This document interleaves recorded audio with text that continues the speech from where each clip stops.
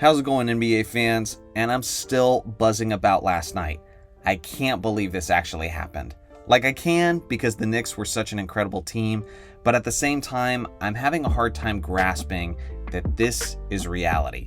The New York Knicks are NBA champions because they took home Game 5 with a final score of 94-90. This is actually real life. In all my years of watching the NBA, I've known the Knicks to be an iconic team. When I first fell in love with the sport, they were a darn good team. They've had many legends, many iconic players, and they're known as the Mecca of basketball. But as long as I've been alive, I never saw them win an NBA championship, and I'm pretty old at this point. I gotta say, I'm so happy for all the passionate Knicks fans. I'm happy for Jalen Brunson. I'm happy for all the Knicks icons who got to be a part of the excitement. And I'm even happy for Mike Brown, who had a bit of a redemption tour this season. This is a guy who once won the Coach of the Year award in Cleveland, but you wouldn't know it based on how many LeBron fans talk about him. He was also basically fired for LeBron and then fired for Kobe, so naturally, his reputation has been in the gutter since. But now that he's an NBA champion, they certainly can't take this away from him now, that's for sure. I still can't believe that this team went 16-3 throughout the postseason. Say what you want about these Knicks, but based on their record alone, they are objectively one of the greatest teams in NBA history. Just look at some of the teams that they're comparable to from a record standpoint, and look at some of the teams that they're ahead of. It was absolute legendary stuff from Jalen Brunson as he dropped 45 points on 52% shooting. On the series as a whole, he averaged 32 points per game while making 42% of his shots, which to me is just further proof that shooting percentages don't always tell the whole story.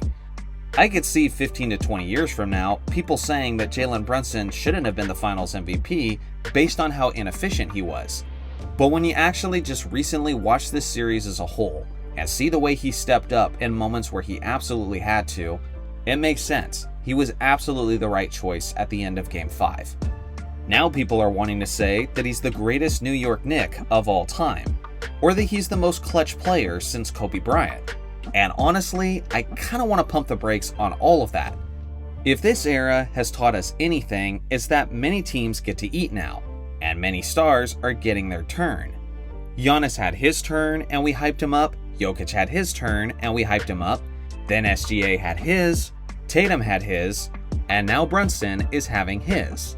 Remember, we were comparing Kawhi Leonard to Michael Jordan in 2019, based on his scoring and based on how clutch he was in those playoffs. And those comparisons now look comical in hindsight. What I will say about Brunson, though, is he has something even more meaningful than all of that. He's now a freaking legend in New York City. Regardless of whether or not he ever enters the best player conversation, and regardless of his case for the most clutch player in the league today, he is safely established as a hero and as an icon in one of the biggest and most passionate basketball cities in the country. That kind of recognition is priceless. I don't think it's a question of if he gets a statue outside of Madison Square Garden, but it's a matter of when. Now on the other side of things, the best player for the opposing team had a rough series to say the least. Obviously, we know all about Wemby's blunders in Game 2 and in Game 4. But then he followed it up last night by going 7 of 19 from the field, including 1 of 5 in the fourth quarter. He also had a crucial missed free throw and enabled some of New York's biggest plays in the closing moments. He's still very young as he's only 22 years old, and many NBA legends had an embarrassing playoff series early in their career. So I'm not worried about him ultimately rebounding from this, but this one is gonna sting for a while. My hope is that he sees his clear weaknesses and tackles them with intention this offseason. If you're a 7'4" guy, you can't be shooting 42% over the course of the NBA Finals. That's just simply not acceptable. It doesn't surprise me that the one game that the Spurs actually won also happened to be the game where he had his fewest three-point attempts and shot his highest percentage from the field. He's got to learn to play stronger, he's got to learn to be comfortable in the post, and learn some more post moves. Like, even if he just had a basic jump hook in his arsenal, it would basically be unstoppable for him. You gotta give credit to New York, and give a ton of credit to Mitchell Robinson for getting what was possibly the greatest offensive rebound in Knicks history. But at the same time, Wemby allowed that to happen. He's a 7'4" guy with a favorable position. All he's gotta do is box out his man while facing the basket.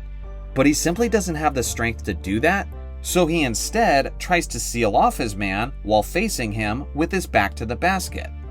Yes, Wemby is the tallest guy on the court by far, but he's only 230 pounds, so he frequently gets pushed around in these scenarios.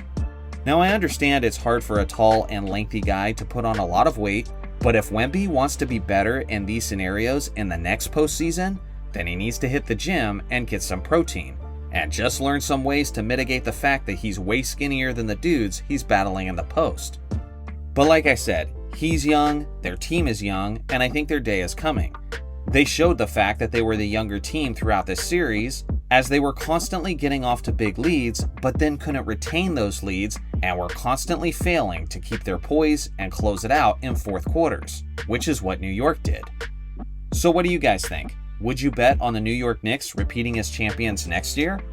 I look forward to hearing your thoughts in the comment section below. Shout out to the members for supporting the channel, and thanks for watching as always. Make sure to like and subscribe for more basketball content, and I'll see you guys in the next video.